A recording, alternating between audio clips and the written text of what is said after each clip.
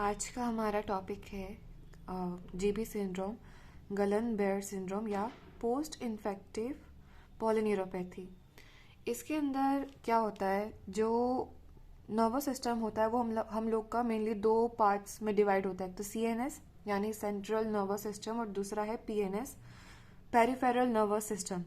अब क्या होता है, जैसे ये न्यूरॉन है हमारा, ठीक है। अब इसके ऊपर माइलिन शीथ की कवरिंग रहती है। माइलिन शीथ क्या काम करती है, नर्व कंडक्शन को फास्ट करने का काम करती है। अब इस डिजीज के अंदर क्या होता है, एक तो ये ऑटो इम्यून डिजीज है। अब जो इम्यून सिस्टम है वो किस पे अफेक्ट करता है, माइलिन शीथ पे अफेक्ट करता है। और डीमाइलिनेशन मतलब जो माइलिन शीथ है उस कवरिंग को हटा देता है, जिस वजह से क्या होता है, जो नर्व कंडक्शन है वो बहुत ज्यादा स्लो डाउन हो जाएगा या फिर रुक जाएगा, ठीक है। तो मेनली हमें क्या चीज याद रखनी की है कि जो जीबी सिंड्रोम है वो एक तो ऑटो इम्यून डिजीज है, ठीक है, डिसऑर्डर है। साथ में बहुत सारे न्यूरॉन्स इसमें अफेक्ट होते हैं, जिसे हम क्या बोलते हैं, पॉली न्यूरोपैथी। पॉली यानी बहुत सारे, न्यूरो यानी न्यूरॉन्स और पैथी यानी डिजीज, ठीक है। और तीसरा क्या याद रखना है कि ये पीएनएस यानी पेरिफेरल नर्वस सिस्टम को अफेक्ट करता है, ठीक है। GB syndrome is commonest acute polyneuropathy which is assumed to be autoimmune where immune system attack on peripheral system. It is immunologically mediated inflammatory disorder of peripheral nerves in which multifocal demyelination with inflammation result in conduction block. वही कि इसमें क्या होता है, peripheral nervous system का demyelination होता है, ठीक है, जिस वजह से क्या होगा, नर्व कंडक्शन है वो ब्लॉक हो जाएगा या फिर स्लो डाउन हो जाएगा। और ये किस कारण वजह से हो रहा है, ऑटो इम्यून यानी जो खुद का इम्यून सिस्टम है वो किसको अफेक्ट कर रहा है, माइलिन शीथ को अफेक्ट कर रहा है, ठीक है। ये हमारी डेफिनेशन हुई जीबी सिंड्रोम की।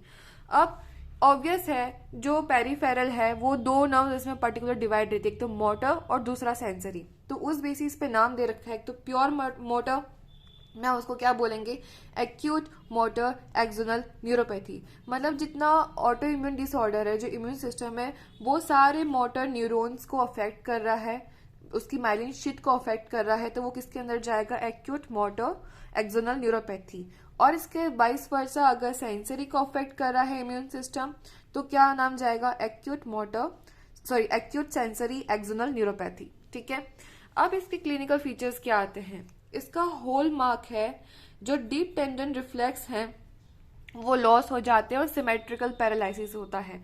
मतलब जो लेफ्ट लिम्ब और राइट लिम्ब रहेगी उनमें साथ में पैरालिसिस होगा और loss of deep tendon reflex. अब डीप टेंडन रिफ्लेक्स का मीनिंग क्या है, इसका एक एग्जांपल देके मैं समझाती हूँ कि जो नी जर्क होता है, जैसे कोई पेशेंट आया और उसके अंदर हमें चेक करना है कि भाई उसका डीप टेंडन रिफ्लेक्स काम करता है कि नहीं करता, तो उसका एक फेमस एग्जांपल है नी जर्क का। पेशेंट को हम दूसरी चीजों में व्यस्त रखते हैं और इधर से डॉक्टर उसकी नी पे टैप करता है, तो अननोइंगली और अनकॉन्शियसली उसका जो लेग है वो हल्का सा ऐसे करके मूवमेंट करता है, नी का एक्सटेंशन होता है। तो अगर वो चीज हो रही है तो मतलब उसका deep tendon reflex proper work कर रहा है, और नहीं हो रही है तो मतलब उसके अंदर जो ये रिफ्लेक्स की जो कैपेसिटी है या फिर जो डीप टेंडन रिफ्लेक्स है उसका क्या हो गया है, लॉस हो गया है, ठीक है। तो यही चीज किसके अंदर देखने को मिलती है, जीबी सिंड्रोम के अंदर देखने को मिलती है। सिमेट्रिकल पैरालिसिस विद एरिफ्लेक्सिया यानी एब्सेंट ऑफ रिफ्लेक्सेस, ठीक है। मेनली ये मोटर न्यूरॉन्स को अफेक्ट करता है, मोटर पैरालिसिस प्रीडोमिनेंट रहता है इसमें, ठीक है। में शुरुआती तौर पे डिस्टल लिम्स यानी जो पैरों के अंगूठे हुए या फिर जो पैर से शुरू होते होते ये प्रॉक्सिमल मसल्स तक जाता है, जिसे हम क्या बोलते हैं, असेंडिंग पैरालिसिस। यानी नीचे से ऊपर पैरालिसिस होना शुरू होता है, नीचे से लेकर ऊपर तक पैरालिसिस होना शुरू होता है, जिसको हम क्या बोल रहे हैं, असेंडिंग पैरालिसिस बोलते हैं, ठीक है। ये प्रोग्रेस होता है कैसे, कुछ दिनों से लेकर के 4 हफ्तों तक ये पूरे ऑल ओवर बॉडी में फैल जाता है जीबी सिंड्रोम, ठीक है।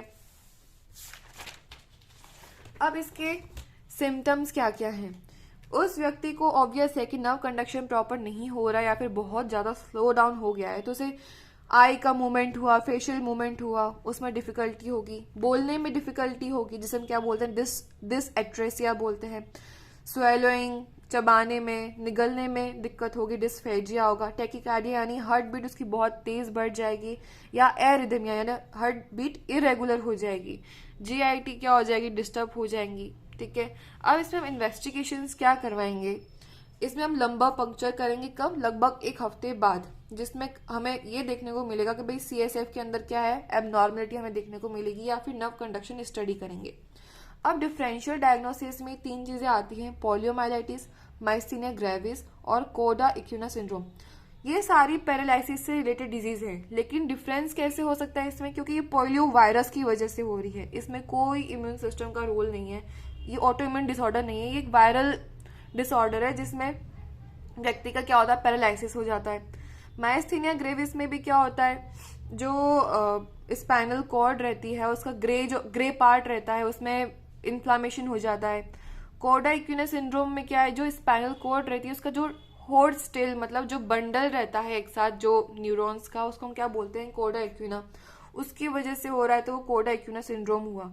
तो ये 3 चीजें जीवी सिंड्रोम से अलग जाती हैं। ठीक है, अब इसका हम ट्रीटमेंट क्या करवाएंगे, अगर डायग्नोसिस हो जाता है तो तुरंत हमें विद इन 2 वीक इसका अर्ली ट्रीटमेंट देना होता है। क्यों, क्योंकि after 2 week first motor immunotherapy effective नहीं रहती है। ठीक है, early treatment less than 2 week, because more than 2 week of first motor immunotherapy not effective.